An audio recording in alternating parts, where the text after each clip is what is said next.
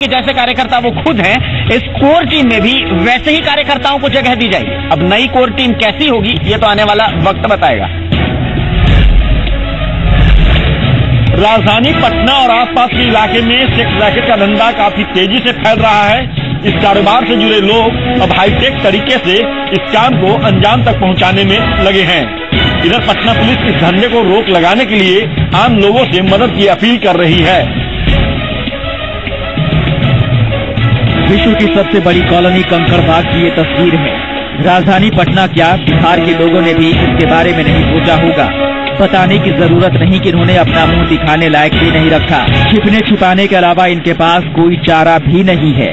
Police के मुताबिक जिस्म फरोशी का कारोबार काफी हाई प्रोफाइल तरीके से अंजाम दिया जा रहा है। निश्चित रूप से कई ऐसे रैकेट का भंडाफोड़ हो सकता है, क्योंकि एकदम पकड़े जाने से वो अभी आगाह हो गए हैं। दोबारा चलाएंगे तो निश्चित रूप से पकड़े जाएंगे। सोशल साइट पे जो चल रहा है उसको सर्वेलेंस के माध्यम से, और हम लोगों की टीम रहती है जो उसमें मास्किंग करती है। पूछताछ में मिली जानकारी के अनुसार रैकेट संचालक लड़कियों से 10,000 रुपए तक वसूल कर रहे थे। इसके लिए सौदा ऑनलाइन होता था। ग्राहक चाहता तो उसे लड़की भी दिखाई जाती थी। इसके लिए सोशल साइट का इस्तेमाल किया जा रहा है। यही नहीं, सेक्स रैकेट के धंधे के लिए हाई प्रोफाइल फ्लैट और मकान भी भाड़े पर लिए जा रहे हैं। पुलिस ने सख्ती के लिए अब मकान मालिकों के खिलाफ भी कार्रवाई करने का मन बनाया है। कंकड़बाग वाले मामले में FIR हुई है, और जो मकान मालिक है वो आइडेंटिफाई हुआ है, उस पर भी FIR हुई है। उसका लिंक कुछ जुड़ा हुआ मिला है हम लोगों को बाकी इलाकों से भी। वहाँ पे लगातार सर्वेलेंस और छापामारी चल रही है। पुलिस का ये भी कहना है कि पटना और आसपास के इलाके में सेक्स रैकेट का पूरा नेटवर्क फैला है। पुलिस इस नेटवर्क को क्रैक करना चाहती है ताकि इस नेटवर्क को संरक्षण देने वाले लोग जल्द से जल्द सलाखों के पीछे पहुंच सके। झारखंड में नक्सलियों को लगातार बैकफुट पर आना पड़ रहा है, और अगर हम ऐसा कह रहे हैं तो इसके पीछे कोई ठोस वजह भी है। दरअसल पुलिस और CRPF के कॉम्बिंग ऑपरेशन की वजह से नक्सलियों को बैकफुट पर आना पड़ा है। झारखंड में नक्सलियों के खिलाफ लगातार अभियान चलाया जा रहा है। CRPF और पुलिस के कॉम्बिंग ऑपरेशन से नक्सलियों को लगातार पीछे हटना पड़ रहा है। हालांकि बीच बीच में नक्सली कानून को चुनौती देकर ये जरूर इशारा करते हैं कि उनका खौफ अभी खत्म नहीं हुआ। लोहरदगा के पेशरार के बुलबुल में यही तस्वीर देखने को मिली, जहां पुलिस और नक्सलियों के बीच मुठभेड़ हुई। दरअसल CRPF और पुलिस नक्सलियों के खिलाफ सर्च ऑपरेशन चला रही थी। जैसे ही टीम आगे बढ़ी, वैसे ही रीजनल कमांडर नकुल यादव और जोनल कमांडर मदन यादव का दस्ता फायरिंग करना शुरू कर देता है। लेकिन जवानों के जवाबी कार्रवाई में नक्सलियों के पांव उखड़ गए और वो भाग खड़े हुए। दरअसल 1 महीने पहले ही लोहरदगा पुलिस ने नकुल यादव के भाई और लेवी के पैसे को मैनेजमेंट करने वाले रोहित यादव को गिरफ्तार किया था। रोहित यादव की गिरफ्तारी ने नकुल यादव दस्ता को न केवल आर्थिक रूप से कमजोर कर दिया, बल्कि नक्सलियों की मांद में घुसकर लगातार ऑपरेशन से नक्सलियों में जबरदस्त बौखलाहट भी है। नकुल के दस्ता के साथ अभी तक जो है 4 बार मुठभेड़ होने की संभावना बनी थी, और कल जो है मुठभेड़ हुई भी है। जमीन का फायदा उठा करके वो भाग गया है, लेकिन उन लोगों को उम्मीद है कि जल्दी नक्सलियों ने SDO कार्यालय में CRPF 60 बटालियन के पास पोस्टरबाजी की है, और उस पोस्टर में प्रशासन और सुरक्षा बलों को चेतावनी दी गई है। साथ ही साथ नक्सलियों ने संगठन विस्तार की भी बात कही है। वहीं नक्सलियों ने इलाके के तमाम दुकानों में भी पोस्टर को चिपका दिया है। स्कूलों में शिक्षा के स्तर में सुधार और बुनियादी सुविधाएं बढ़ाने के लिए सरकार कई योजनाएं चला रही है, लेकिन भ्रष्टाचार के कारण कई स्कूलों में सरकार की ये योजनाएं दम तोड़ती नजर आ रही हैं। यह है पटना का प्रतिष्ठित पटना हाई स्कूल। इस स्कूल में कई बड़ी हस्तियों ने पढ़ाई की, लेकिन अब यह स्कूल अपनी बदहाली पर आंसू बहा रहा है। ऐसा नहीं है कि सरकार इसको लेकर गंभीर नहीं है। पिछले साल 6 करोड़ रुपए जारी किए गए थे, लेकिन ठेकेदारों और अधिकारियों ने ज्यादातर राशि हड़प ली, घटिया काम कराया। कहानी यहीं खत्म नहीं होती। स्कूल के खेल मैदान को बरसात में लगने वाले पानी से निजात दिलाने के लिए चारों ओर नाले का निर्माण कराया गया, लेकिन नाला ग्राउंड लेवल से इतना ऊपर बना दिया गया कि प्लेग्राउंड का पानी ग्राउंड में ही रहता है। स्कूल के कर्मचारियों के लिए बने क्वार्टर के जीर्णोद्धार में जमकर लापरवाही बरती गई। ये तो ठेकेदार के कारनामे थे। स्कूल में शिक्षा के हालात भी बेहतर नहीं हैं। कंप्यूटर के शिक्षक 4 साल पहले ही स्कूल छोड़कर जा चुके हैं। ऐसे में स्कूल पर सवाल उठना लाजमी है। रांची के ऐतिहासिक जिला स्कूल में एक ब्रिटिश कालीन लाइब्रेरी भी है, जिसमें 6000 से अधिक किताबें हैं, लेकिन प्रशासन की लापरवाही की वजह से इन किताबों को या तो दीमक चाट रहा है या चूहे कुतर दे रहे हैं, लेकिन कोई देखने वाला नहीं है। कहते हैं किताबों में छपे अक्षर अमर हो जाते हैं, लेकिन जहां किताबों की हत्या की जा रही है तो फिर आप क्या कहेंगे। जी हाँ, रांची के जिला स्कूल की लाइब्रेरी में हजारों किताबें हैं जिन पर अब चूहों का कब्जा है। आप तस्वीरों में साफ देख सकते हैं इन किताबों का क्या हाल है।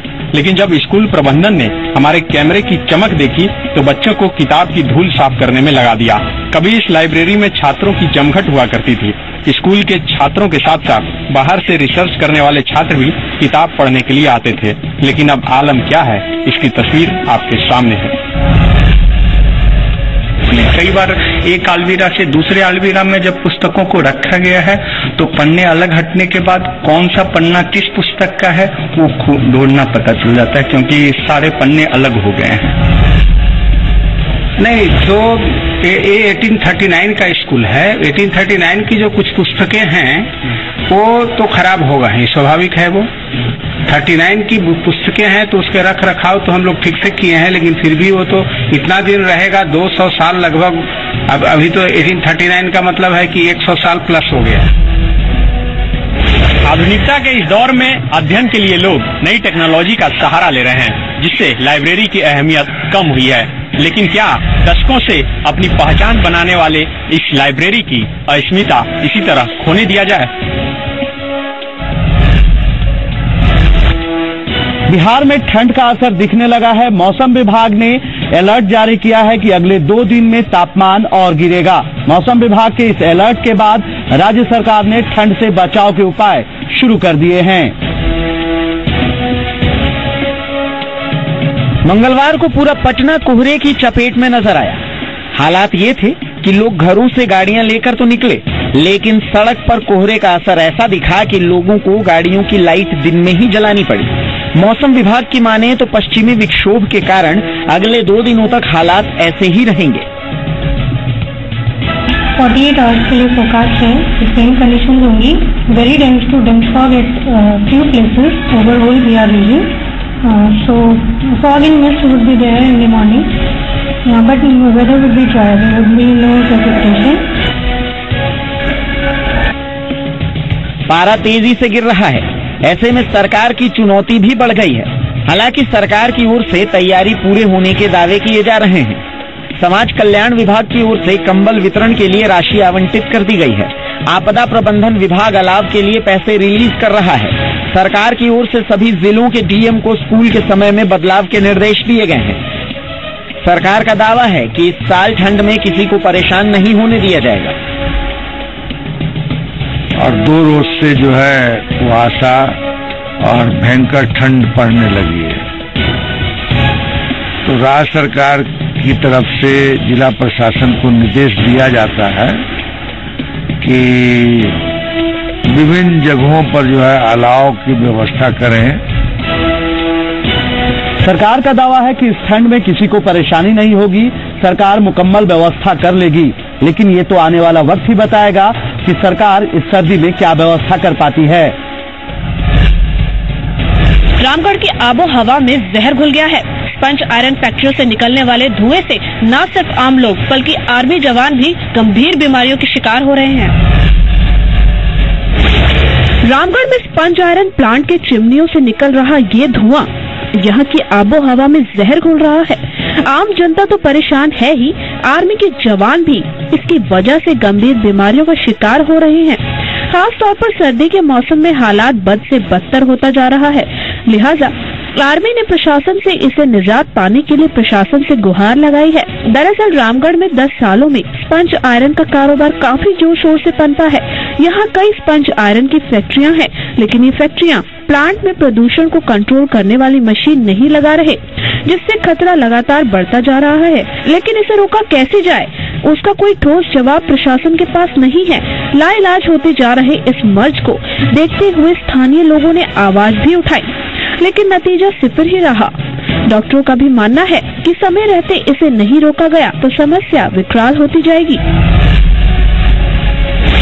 फिलहाल कार्रवाई का भरोसा दिया जा रहा है, लेकिन बड़ा सवाल ये कि आम लोगों को इस प्रदूषण से निजात कब मिलेगा।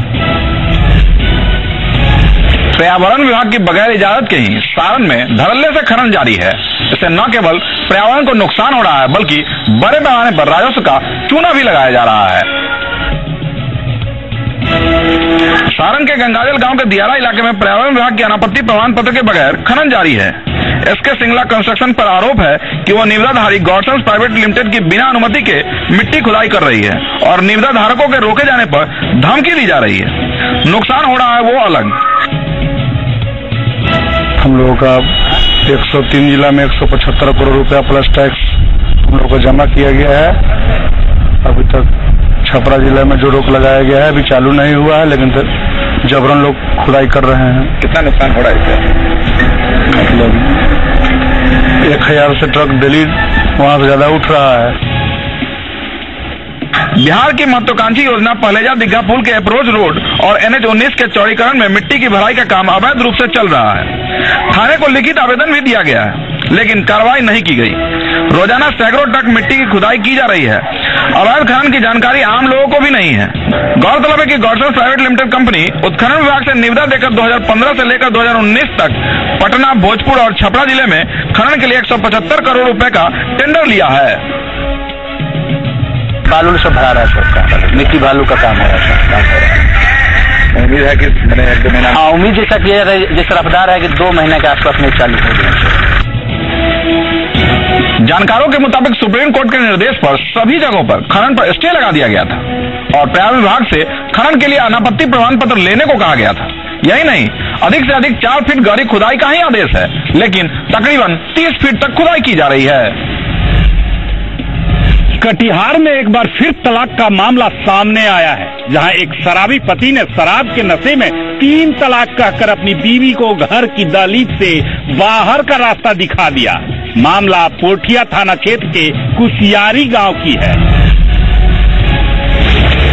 ये शख्स है अमीर, जिसने शराब के नशे में 2000 रुपए की खातिर 30 साल से चले आ रहे रिश्ते की डोर को एक ही झटके में तोड़ दिया। नशे के लिए पैसे की मांग पूरी न करना कुलसुम के लिए महंगा पड़ गया। कुलसुम 8 बच्चों की मां है। मामले को लेकर धर्म गुरुओं की बैठक भी हुई, जिसने तलाक पर मुहर लगा दी। अब कुलसुम करे तो क्या करे। अमीर हमेशा शराब का सेवन करता था और आज भी उसने शराब की जीत पूरी करने के लिए अपनी पत्नी से विवाद शुरू कर दिया था। अमीर को इस बात का अफसोस तो है, लेकिन अब तीर कमान से निकलने के बाद अपने निशाने को भेद चुकी थी। धर्म गुरुओं के अनुसार तलाक तभी खत्म हो सकता है जब 3 महीने 13 दिन के बाद कुलसुम का एक बार फिर किसी और से निकाह करे और फिर उसे तलाक मिले। देखिए, ये जो नशे के हालात में तलाक दिए, ये तो वाजिब तलाक हो ही गया, क्योंकि हमारे मुफ्ती ने भी ये चीज का देता है, चाहे हंस के बोलिए या मजाक में बोलिए या नशे के हालत में बोलिए या तो सीरियस ही बोलिए, ये तलाक हो गया। तलाक तलाक तलाक या जवाब जवाब जवाब जो कुछ भी बोले, ये हो गया। बार तलाक दिया, 3 तलाक तो जरूरी है ही तलाक छोड़ने में। उसके अलावा इन्होंने कितने बार किया सुना, ये कह नहीं सकते हम। तो इसको क्या माना जाता है? बिल्कुल गलत। नहीं, क्या तलाक हो जाता? तलाक हो गया, एकदम तलाक हो गया। आगे आगे हम निकल रहे, पीछे से बोलने लगा, पीछे से बोलने लगा। क्या बोलने लगा? क्या बोला कि तू तो जवाब दे दिया, जवाब दे दिया। तो 3 बार बोला कि हम जवाब दे दिया, जवाब दे दिया। तीसरा बार बोला कि तुमको तलाक दे दिया, तुमको तलाक दे दिया, ऐसे बोला। हालांकि बिहार में शराबबंदी कानून लागू है, बावजूद इसके शराब का सेवन करने वाले जहां तहां से शराब का नशा पूरी कर लेते हैं। ऐसे में शराब रिश्ते की डोर पर भारी पड़ता नजर आ रहा है। बाढ़ अनुमंडल का सोईमा गांव आज भी विकास से कोसों दूर है। गांव में न तो सड़क है और न ही मूलभूत सुविधाएं। यहाँ बीमारी से ग्रसित होने पर लोगों को आज भी खटिया पर लाद कर शहर ले जाना पड़ता है।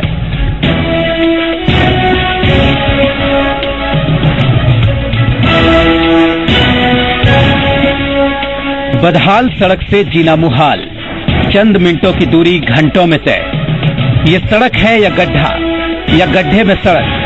जी हाँ, ये हाल है बाढ़ अनुमंडल के सोईमा गांव का, जो विकास से कोसों दूर है। यहाँ सड़क का हाल इस कदर बदहाल है कि चंद मिनटों की दूरी घंटों में तय होती है। गांव के लोग परेशान हैं, लेकिन सुनने वाला कोई नहीं। आने जाने में बहुत कष्ट हो रहा है। अब वाहन उधर नहीं गया है 2-4 लोग, इसलिए बहुत खराबी है। इसको बनाना बहुत जरूरी है, नहीं बनेगा तो कितना दिन मृत्यु हो जाएगा कोई ठीक। इलाके से राज्य के कई बड़े नेता बिहार के सदन तक पहुंचे, जो कभी सत्ता पक्ष में रहे तो कभी विपक्ष में। स्थानीय ग्रामीणों ने भरोसे के साथ वोट भी दिया, लेकिन गांव की तस्वीर नहीं बदली। अब जनप्रतिनिधियों का क्या कहना है, आप खुद ही सुन लीजिए। देखिए, वाहन बंद हो गया स्थिति हम लोग तो जितना उस समय था अपने, अब तो हम सत्ता में नहीं, सत्तारूढ़ पार्टी में नहीं है, विपक्ष में है। विपक्ष में जितना करवा सकते थे सत्तारूढ़ पार्टी में, उतना विपक्ष में आज के डेट में नहीं करवा सकते। इसलिए वो रोड बना था, लोग खराब हुआ, रोड टूट गया, जल्दी टूट गया, नहीं टूटना चाहिए था। अब कई बार उसको हम कंप्लेन भी किए हैं उस रोड के बारे में। और हम अगले वित्तीय वर्ष में तो हम जो रोड ये करना था दबाव डाल के हम 4 गो रोड के लिए ये किए हैं, फाइनल स्टेज में है। जनता जनप्रतिनिधियों को इस विश्वास के साथ वोट देती है कि वो उनकी समस्याओं को दूर करेगा, लेकिन गांव की ये बदहाली खुद ही सब कुछ बयां कर रही है। बिहार के तरह शराबबंदी अब झारखंड में शराबबंदी आंदोलन का रूप लेता जा रहा है। पाकुड़ के महेशपुर में महिलाओं ने शराबियों को सजा दिलाने के लिए बीड़ा उठा लिया है। नारेबाजी करती महिलाओं ने अब शराब के खिलाफ आर पार की लड़ाई छेड़ दी। महिलाओं के साथ अब इस आंदोलन में बड़ी तादाद में लोग जुट गए। महिलाओं ने अवैध शराब बिक्री के खिलाफ आंदोलन शुरू करते हुए शराब माफियाओं को रिहायशी इलाकों से दूर रहने का अल्टीमेटम दे दिया। एकजुट महिलाओं ने प्रखंड कार्यालय पहुंचकर सीओ को शराब के खिलाफ हस्ताक्षर करके आवेदन भी दिया है। दारू हटाएंगे, सुनापड़ा गाँव से हम लोग दारू हटाएंगे, होता है और आदमी लोग पीकर जाता है, औरत लोग को मारता है, पिटाई करता है, घर में बहुत तकलीफ होता है सर। दरअसल सोनारपाड़ा गांव शराबखोरी का अड्डा बनता जा रहा है, जिसके खिलाफ महिलाओं ने आवाज उठाई है। अधिकारी भी महिलाओं को हर संभव मदद का भरोसा दिला रहे हैं। हमने अनुमंडल अधिकारी से भी रिक्वेस्ट किया है कि इस विषय में अग्रसर कार्रवाई करिए। राइस कर्मचारी को भी इंस्ट्रक्ट कर दिया है कि उस क्षेत्र में जाके एक जांच रिपोर्ट ले ले कि कौन कौन सा आदमी इस तरह के व्यवहार में नियुक्त है, जो गैर कानूनी रूप से ये कार्य कर रहे हैं, उन पर भी आवश्यक कार्रवाई हो। शराबखोरों के कारण आए दिन घरों में मारपीट होना आम बात है। बदलते वक्त में महिलाएं जागरूक हो रही है। अब शराब पीकर उत्पात मचाने वाले के खिलाफ बिगुल फूंक दिया है। अब ये देखना होगा कि महिलाएं की ये पहल कितनी रंग लाती है। सिवान में एक रेप का सनसनीखेज मामला सामने आया है। यहाँ नौतन थाना इलाके में एक लड़की से रेप किया गया और उसे जान से मारने की धमकी देकर चुप रहने को कहा गया। जब नाबालिग एक बच्चे की मां बन गई, तब जाकर मामले का खुलासा हुआ। अपने बच्चे को निहारती ये तस्वीरें उस मां की हैं, जिसे एक दरिंदे ने ऐसी सजा दी कि उसका बचपन खत्म हो गया। जो उम्र खेलने, पढ़ने और आगे बढ़ने की थी, उस उम्र में नाबालिग एक बच्ची की मां बन गई। पीड़ित परिवार इंसाफ की गुहार लगा रहा है। राहुल नाम का एक लड़का, उसके साथ जबरदस्ती की। हम ये चाहते हैं कि राहुल नाम का लड़के को कानूनी कार्रवाई किया जाए। आप हम इंसाफ चाहते हैं। कहाँ गई थी? अच्छा, क्या हुआ फिर? कौन किया? राहुल कुमार। घटना सिवान के नौतन थाना इलाके की है, जहां करीब 9 महीने पहले नाबालिग लड़की खेतों में काम कर रही थी। तभी राहुल नाम के शैतान ने लड़की के साथ रेप किया और किसी को बताने पर जान से मारने की धमकी दी।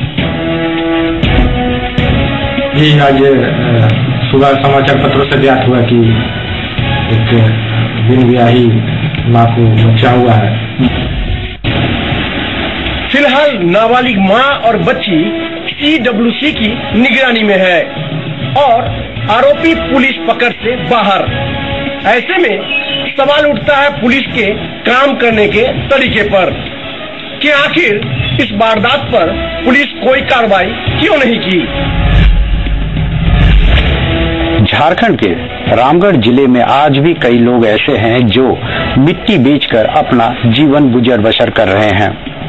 सरकार सूबे में विकास की बात कर रही है, लेकिन दूसरी तरफ पेट की खातिर लोग जान जोखिम में डालकर मिट्टी की खुदाई कर रहे हैं। सरकार कहती है कि विकास की बयान हर गांव और हर लोगों तक पहुंचेगी, लेकिन राजधानी रांची से सटे रामगढ़ जिले के नेमरा गांव की तस्वीर देखकर आप चौंक जाएंगे। दरअसल इस गांव में एक नहीं कई परिवार आज भी मिट्टी बेचकर भरण पोषण करने में जुटे हुए हैं। गांव में ना तो स्वच्छ जल की सुविधा है और ना ही रोजगार के साधन। हम तो घर में नहीं है, बहुत पानी की कष्ट है, कुछ नहीं बना दे रहा है, कुछ नहीं माटी है, निकलते हैं घर से। अच्छा, अगले को बेचते हैं और पेट गुजारा चलाते हैं। अच्छा कुछ पढ़ा सुना ही में करते हैं, कॉलोनी हम लोग चाहते हैं। जरा इन तस्वीरों को देखिए, जहां एक गहरी खाई नुमा एक बड़ा गड्ढा है, जिसके अंदर वो लोग मौजूद हैं जो मिट्टी को निकाल रहे हैं। जान जोखिम में है, बावजूद इसके ये तो रोजी रोटी का सवाल है। ये इलाका जेएमएम नेता और सुप्रीमो शिबू सोरेन का है, लेकिन यहाँ के लोगों का हाल बदहाल है। ग्रामीणों का आरोप है कि नेताजी ध्यान नहीं देते। मिट्टी काटकर जीवन गुजर बसर कर रहे इन लोगों को विकास का इंतजार है। इन्हें इंतजार है कि शायद कोई आएगा और इनकी भी तकदीर बदलेगी। झारखंड में कांग्रेस को कैसे आगे बढ़ाया जाए, इसको लेकर साहिबगंज के राजमहल में कांग्रेस कार्यकर्ता सम्मेलन का आयोजन किया गया। इसमें पार्टी के अध्यक्ष सुखदेव और पार्टी विधायक दल के नेता आलमगीर आलम ने भी शिरकत की, लेकिन इस कार्यकर्ता सम्मेलन में कई दिग्गज पदाधिकारी, कार्यकर्ता और नेताओं की अनुपस्थिति से ये इशारा मिल गया कि पार्टी में सब कुछ ठीक नहीं है। खास तौर पर प्रदेश महासचिव बजरंगी प्रसाद यादव की गैर मौजूदगी में कई तरह के सवाल खड़े कर दिए। बजरंगी प्रसाद यादव सम्मेलन से नदारद क्यों है, इस सवाल का जवाब पार्टी अध्यक्ष सुखदेव भगत के पास भी नहीं था। बस ये कहकर उन्होंने पल्ला झाड़ लिया कि पार्टी पूरी ताकत से आगे बढ़ने की रणनीति पर काम कर रही है।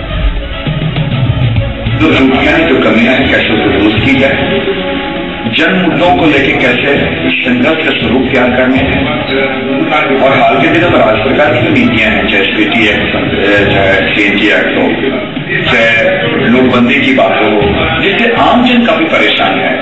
उन मुद्दों को लेकर कैसे एजुकेट भी करना है, कैसे उसका एजुकेशन भी करना है संवैधानिक तरीके से, ये सारे मुद्दों को लेकर आज हम लोगों ने सम्मेलन बुलाया था। आम सम्मेलन है, कार्यकर्ताओं का सम्मेलन है। लिहाजा ऐसे में सवाल बड़ा है कि क्या प्रदेश नेतृत्व वाकई पार्टी विस्तार के लिए जनाधार वाले नेताओं की जरूरत महसूस कर रही है या रस्म अदायगी कर रही है। संविधान निर्माता बाबा साहेब भीमराव अंबेडकर की पुण्यतिथि के दिन लोगों ने उन्हें याद किया। देश उनके लिखे संविधान के ही रास्ते चल रहा है। ऐसे में आज झारखंड की गिरिडीह के लोगों के लिए गौरव की बात यह है कि शहर के लाइब्रेरी में संविधान की मूल प्रति है। संविधान देश की आत्मा है। हमारा देश संविधान के दिखाए रास्ते पर ही चलता है। ऐसे में देश के लोगों के मन में संविधान के लिए सम्मान नजर आता है। सम्मान का ये भाव गिरिडीह के लोगों के लिए बेहद खास है, क्योंकि गिरिडीह को इस बात का गौरव हासिल है कि वो उन शहरों में शुमार है जहां आज भी संविधान की मूल प्रति सुरक्षित है। 15 अगस्त, 26 जनवरी कुछ खास मौके पर इसको मुंह निकालते हैं, वो सार्वजनिक रूप से दिखाते हैं, फिर भी बहुत कई लोगों को पता ही नहीं कि गिरिडीह के अंदर में संविधान की मूल प्रति है। जानकारी के मुताबिक देश में संविधान की 8 मूल प्रति सुरक्षित है, जिसमें से एक गिरिडीह के केंद्रीय पुस्तकालय में रखी है। लेकिन इस अनमोल धरोहर के लिए जिस तरीके का खास इंतजाम होना चाहिए वो नहीं किया गया है। हम लोग यहाँ रोज पढ़ रहे, लेकिन हम लोग को मालूम नहीं है कि यहाँ पे संविधान इतना इम्पोर्टेंट चीज है जो कि मालूम रहना चाहिए सबको। हम लोग सिर्फ पढ़ते हैं, एक्चुअल उसको देखे नहीं। शहर वासियों का कहना है कि यह पूरे इलाके के लिए गौरव की बात है, लेकिन ज्यादा से ज्यादा लोग संविधान की मूल प्रति देख पाए, इसके लिए विशेष इंतजाम किया जाना चाहिए।